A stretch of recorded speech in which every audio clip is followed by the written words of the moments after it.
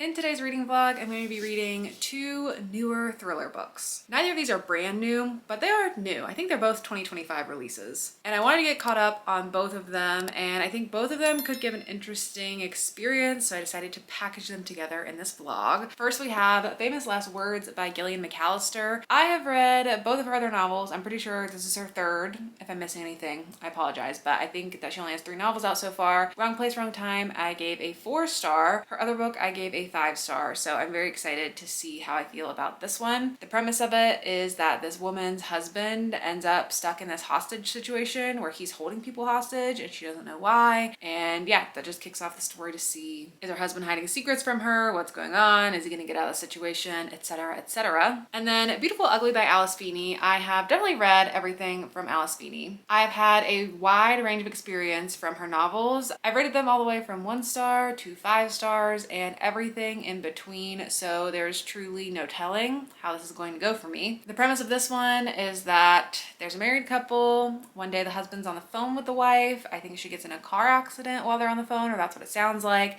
And he never sees her again. And I believe he's a writer. He goes to stay on this little Scottish island, presumably to write. And then the town is really weird, and then he thinks he's seeing his wife. Both of these have the potential to be 5 stars because I've given both of these authors 5 stars before. This one I feel a little bit more confident about. This one could be a total wild card, so we'll see how it goes.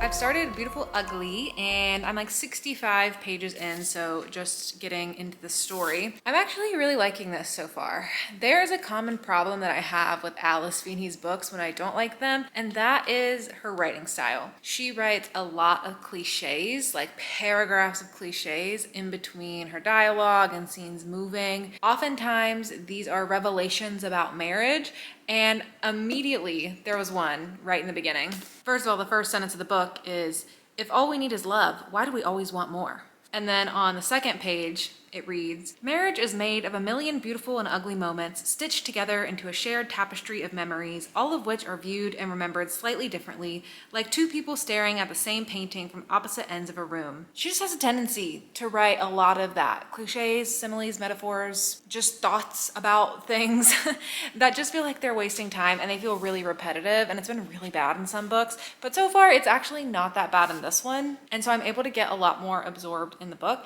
It's still not my most favorite writing style, but it's not terrible. The premise of this one is indeed a missing spouse story. Husband and wife are married. She is driving home. They are on the phone. She says that there's someone in the road that she wants to go see. She leaves him on the phone. She gets out of her car. She goes and sees this woman laying in the road, and then she never returns to the car. She is gone. And he's just moving on in his life without her now, not knowing what ever happened to her. And he is a writer. He has his next book to write, and so now he's going to this very small little island that is very unique. It has like fewer than 30 people who live on this island. They close it off to visitors except for certain seasons. And he's getting to stay in this cabin because his agent had a writer who died / disappeared. I don't know even if he really died. Who left this cabin to her, and she gave it to him, your main character Grady, and was like, go out in this cabin and see if you can write. Live there for a couple months, see what you can do. So he brought his dog with him. He's in this cabin. The book is very atmospheric. We are on a small island. There is the ocean cliffs nearby. It is moody. He is sad. He is drinking whiskey with his dog. There is a heavy atmosphere, and it's very cozy. There's something very cozy about a thriller like this. And then we've also gotten one chapter that was from the wife's perspective from before. So I guess we'll get that scattered throughout the story too, as you learn her POV before she ended up disappearing and understand why. And that chapter really intrigued me and ended up getting me really hooked in the story. So far so good. I'm really intrigued to see where this goes. It's a pretty simple setup, so I didn't know if it would really pull me in, but I'm liking the moodiness of it. The writing style is not entirely off-putting to me, and getting the wife's POV has made this even more interesting to me. So far so good.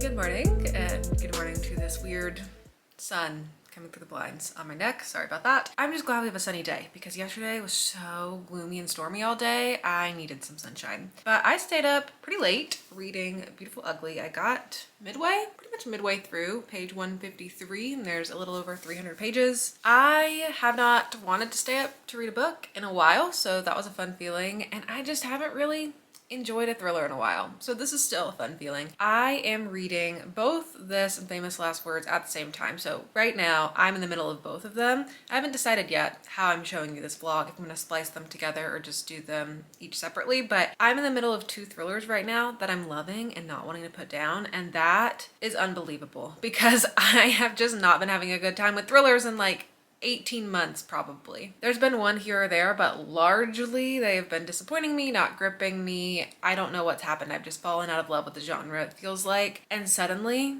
I'm back. I am back. Although I will say, I do think around page 100, I fully figured out what's going on, and I think it's gonna be stupid. I think it's gonna be stupid.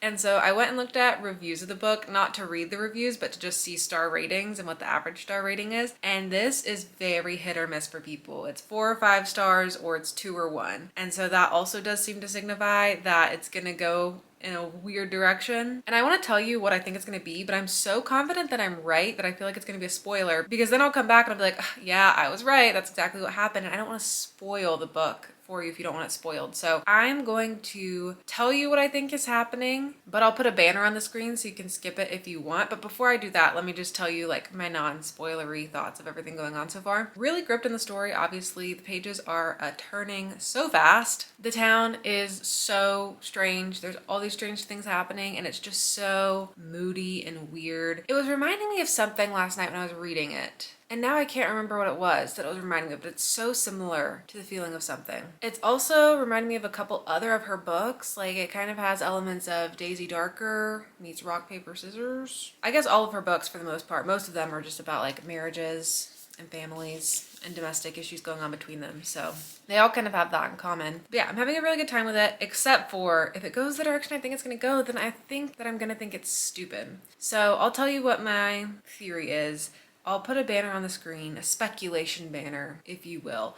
And so if you're listening to this, just know that you risk the chance of me confirming or denying if I was right at the end and knowing what I'm talking about. So if you don't want to know that, you can skip the speculation section. It'll be very short. So his wife is gone, right? He doesn't know if she's dead or alive. It's a year later. He's now on this island. They don't accept visitors, except for visiting season, but they let him come on. He keeps thinking he's seeing his wife everywhere. He thinks he hears her ringing the phone. People are like, oh yeah, people see a lot of ghosts on this island. There's a church that he visits on the island, and over top of it in Latin it says death is the doorway to life. There's a cemetery. The reference says the cemetery is very popular for visitors. He keeps finding these newspaper clippings in his house that are newspaper clippings from his wife, what she's written, and they're about people on the island after he's meeting them. He finds the hands of a human bone in the floorboards of his house. The house is supposed to be not maintained, but it's like really, really clean. And the guy who owned it before, I guess, is dead. I think that's supposed to just be like a red herring to throw you off, like wondering what's happening to him, because the main thing is there's been no crime on this island except a year ago a man's body washed up to shore. A year ago is also when his wife went missing. And so I think you're supposed to think like, oh, did she kill someone because she got in a scuffle and that's like whatever? No, I think it's gonna be way more ridiculous than that.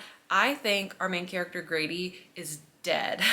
And I think he is the body that washed up to shore. And I think he's a ghost on this island because he's confused because he doesn't know he's dead. I think when his wife called, because she's like, there's a body in the road, I think he went out. Well, I know he went out to go see her because he tells you, like, he was on the phone and he ran to go find her car and see what happened. I think she staged that so that she could kill him. She pushes him off the cliff. He's dead. His body washes up to the shore. Now he's a ghost and he's confused and he's living out this experience where he has to write a book. And that's just his like purgatory state of confusion. I haven't decided yet if I think everyone on the island is a ghost or if he's just a ghost. I could see some more of them being ghosts. I could see all of them being ghosts. I could see none of them being ghosts from him. But I'm so very sure that he is a ghost. So that's what I'm thinking is happening. And then this whole book is just a ghost dream, and I don't know if I would love that for this book in particular. So I'm hoping that it doesn't go that way. Maybe I'm wrong, but I'm pretty sure I'm right.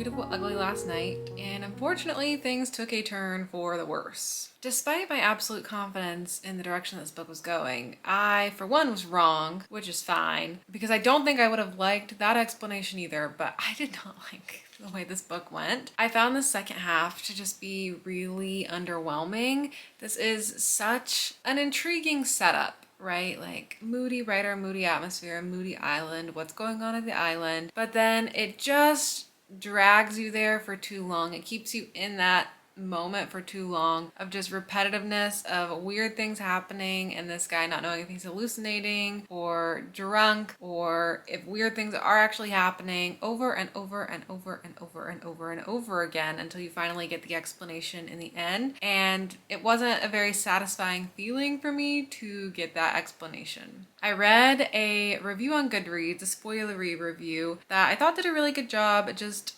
dissecting everything that I did not like about this book. So I'll link that down in the description below if you would like to read it. That's Laura's review. And I just so agree with everything in here, like a super boring protagonist to follow. And basically the ending and the explanation just creates this giant plot hole that makes absolutely no sense. To really talk about all the things that annoyed me about this, I will have to go into spoilers for a bit. But before that, I'll finish off my non-spoilery thoughts. I'm giving this a 2-star because I did like the first half. I was intrigued with the story. I was pulled into it, but the way it all fell apart ruined it for me, but it didn't quite ruin it enough to make it a 1-star. I thought about it. I thought maybe it did, but because I did like it for as long as I did, it felt fair to give it the 2-star rating. And I think this might officially start to weigh me more negatively towards Alice Feeney books. I think now I've enjoyed less than I've liked from her. I don't know if I'll keep picking up every single book that she writes. I feel like I just kept reading them because I was on the streak of having read everything, and once you're at that point, it's kind of nice to keep up with an author. But at this point, I'm like, I feel like it's more misses than hits, so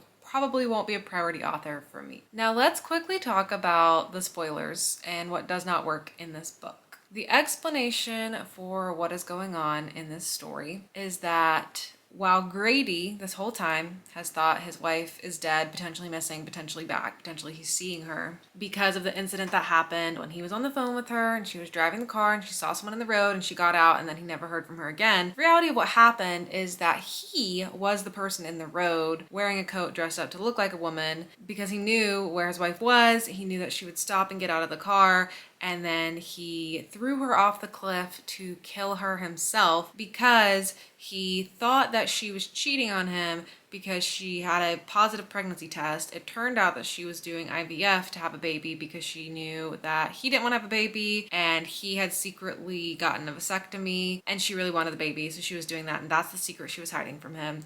Okay, so he pushed her off the cliff and tried to kill her. So if he, for all he knew, pushed her off the cliff and killed her, what actually happened was she ended up catching herself to save herself. He didn't know this. She pulled herself back up and then she ran away to this island to seek protection. Why was he like grieving her the whole time? Like, I miss my wife so much and oh, I just don't know, am I seeing her? Am I not? I see her everywhere. And we're in his perspective. So that doesn't really make any sense at all. If he were afraid when he was seeing her, maybe I could have felt like that made sense, because that would make sense. Like if you thought you were seeing her, you would be afraid, like, oh God, did I not successfully kill her? That's gonna cause a problem in my life. So that just created this ginormous plot hole. And we read from his perspective in the very beginning of the book where he tells us he's on the phone with her and he's running to go see her or whatever. Like, it just lied. He just lied. He lied to the reader in a very direct way, not really by omission, but just like a very direct lie. So that was really annoying. Another twist in the book is that the sections that you're reading from Abby, where you're reading the story of a wife who's talking to a woman in black and she's talking about how she's hiding things from her husband and she wants to leave him.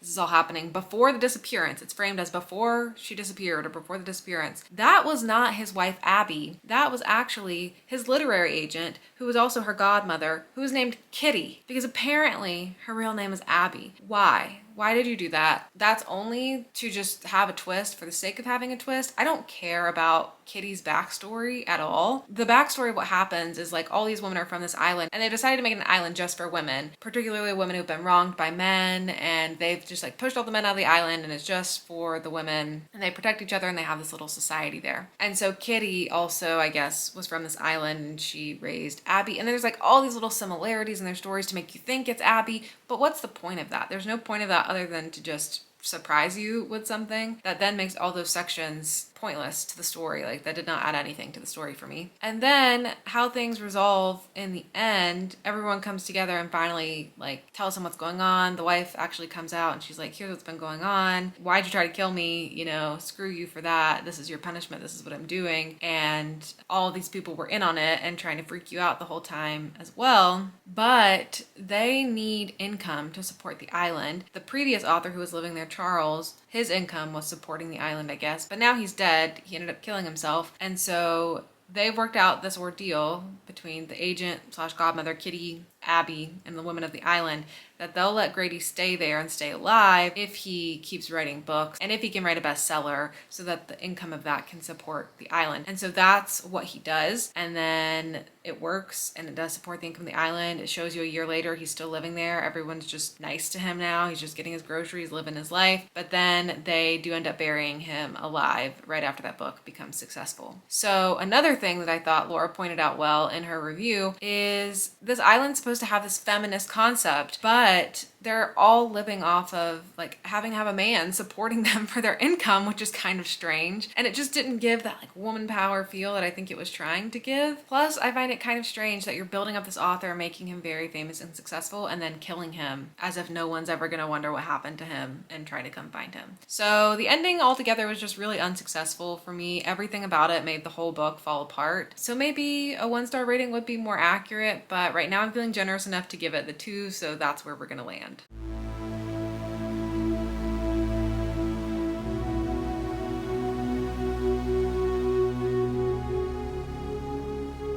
So I've been reading Famous Last Words and I'm pretty far in, probably like 45-ish% into the story, and the story has taken a turn that I was not expecting to. So I was like, we gotta stop, we gotta talk about it right now. I am flying through this. I'm loving it so much. I just really like this author's writing. Something about it just does everything right for me and really pulls me into her stories. This one begins with a woman who's married. She has a new baby with her husband, and one morning she wakes up and he's just not home, which is abnormal. It's her daughter's first day of daycare, so she's just got to worry about that. And then she realizes that there is a hostage situation unfolding in town, and he is a part of it. Not only is he a part of it, he is the one holding people hostage. And she's like, what the heck is going on? I'm pretty sure that's all the synopsis really tells you. It says what she does next is crucial because only she knows what the note he left behind that morning says. But that's all you know. That kicks off the story, and it has been so engaging so far. I am like, what is going on? There are mysterious details of what's going on in that hostage situation too. There's the note, of course, and you get her perspective in the story, and then you also get a detective's perspective in the story, and it's just very enjoyable so far. I'm in Act 2, and Act 2 did something I was not expecting it to do. I won't spoil what it is, but now I'm like, wow, where is the story gonna go? What is going to happen? I don't know, but it's kind of like this cat and mouse game because you're getting her perspective, and she doesn't know what her husband's doing, but she does want to protect him and wants to hope for the best, that there's some explanation to all this. And then you get the detective's perspective, who is trying to, you know, stop the situation, and obviously is just looking at him like he's a bad guy, and you learn different things from their perspectives, and it just keeps going back and forth. And yeah, I'm really hooked in this story. I can't wait to see where it goes. I'm also doing the audiobook for this for the most part, and I'm really enjoying the audiobook as well. I have that from the Libro FM ALC program, so I decided to just leverage that since I have the physical copy too and try both, and I'm loving the audiobook. So I think I'm gonna keep reading this primarily through audio. It feels like it's been a very long time since I have been this hooked in a thriller, so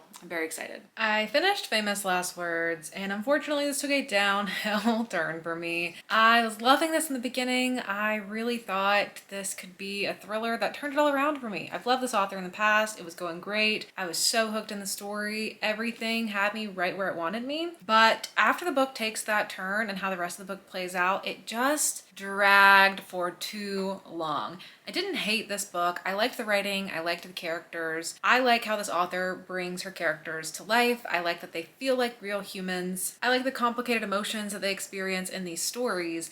But the pacing of this one just really threw me off because it starts with a bang. It has such a compelling opening, and then where this book goes and how it stretches the story out and what it spends all this time on, I feel like you're just waiting for something to happen for a really long time, and it lost all of the steam of its initial setup. There's such this like disconnect between the way it opens and the type of thriller it is to the type of story that it becomes because of the way that it shifts the story. And so it creates this really difficult experience to love the book because I feel like you're either going to like one side or the other, and I liked the beginning and then I didn't love the whole middle as much. The ending I liked again. The ending got exciting for me again, so I liked Act 1 and Act 3. But Act 2, which was very long, was too stretched out for me, and it made the book drag a bit. So all in all, I'm going to be giving this book a 3-star, which is still a good rating. I still enjoyed the book. It just didn't live up to all the greatness that it had in the very beginning. So unfortunately, this vlog has me yet again pondering my stance on thrillers. What is happening? Why can I not enjoy thrillers anymore? Have all the 5-star thrillers been written? Will there ever be one again for me? I don't know. I will not stop my quest to find them because I know the feeling of a great thriller. I know the feeling of a great thriller, and it's great. And it's worth hunting for. So I'm gonna keep looking for them. I'm gonna hope that I can turn things around. It's been, what? Almost 2 years, it feels like. Definitely all of 2024. 2025 has not been looking great, but I have hope that one day again, I will love a thriller book. I just don't know when it will be. If you have any recommendations, let me know down below. And if you've read either of the books I featured in this video, you can let me know what you thought of them down below as well. But that is it for me. Thank you so much for watching, and I'll see you all in my next video. Bye.